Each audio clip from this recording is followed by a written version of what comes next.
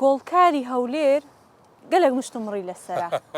باشە ئەمە قسەکەی ناکەن زین قسەکەی ناکەن لۆ. ئەوەی تاریخەکەیدانا ئەوەی تاریخەکاندانا غەدری لە هەولێرە کرد غەدری لێ کرد دەزانین لۆ غەدری لە هەولێرەکە با پێت بدەم ئەمان لە دەوری عێراق بەڵێ ئەم پرسیارەکەم بڵێم ئەو دەوری عێراق بەڵێ لە دەوری عێراق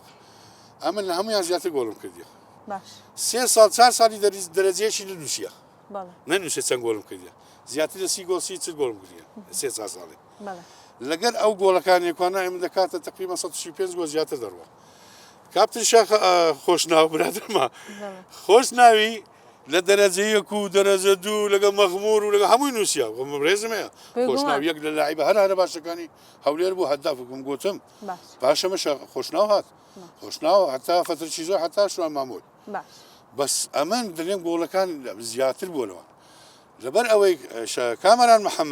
محەممەد پێشە من لە نادی بوو کاتە ئێستا چێ بە گۆڵکاری دەزانێت ئەمن بۆ خۆم ئەم دەزانم تاریخی تۆپانی لە عێراق نووسرایە بڕۆ تەماشەکە لەوەتی نادی هەولێر بوومە دەرەجەیەکیش ئەمن زیاتر گۆڵم کردی بەس قەتش نالێم ئەمنم یەکەم ئەو مێژ خۆشناویش گۆڵی کردیە کامەرانش گۆڵی کردیا سەرکاریش گۆڵی کردیا بەس هەر کەسە بەوەی خۆی لاعیبەکەمان هەیە ئێستا دەڵێ والله تەمەنا دەکەم تاریخی بێتەوە یەک گۆڵی بکەم یەک گۆڵ نەیکردیا لەبەرەوەی لەوانێ دیفاعبی لەوانەیە گۆڵچی بی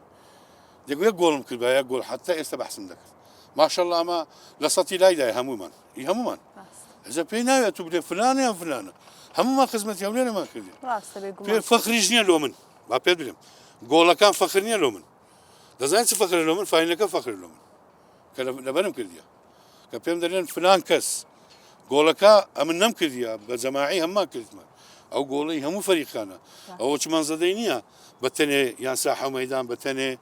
یان ملاکەمە بەتەنێ ئەوە جەماعیە تۆپی پێەیە گۆڵچی نەبی دیفاع نەبی ئەو نەبی تەمکن چێ گۆڵ دەکەم دەبی لەوانە ڕابێ لۆمە بێت تێگەیشت ئەو لەوە دەرێم ئەو گۆڵانە لەوانە لۆ هەمویانە خۆ بەس لۆ من نییە محەممەد خۆشناو یەک لە باشترین لاعیبەکانی هەولێرە تاریخی هەولێرە کە هاتیە یەک لە باشترین لاعیبەکان بووە چۆن وێ ئەو ئەمە بابی لەسەر یەک پێڕاگرت ئەمە بابم دەربی عێراق شێت بوو لەگە زەوراگەمان هەبوو هەموو دیفاعەکانی کردبووەوە ئەمە بابا هەستە دوگە یەک کەسە پێتان ناژێ محەممەد خۆشناو خۆ نالێن ئەمە تاریخی هەیە چۆنیت بەس نەکە ئەمە فەخرەکەی بەس لۆ من بی خۆ لە مالی نەمینایە گۆڵانە یان بابم لۆمی نووسیبی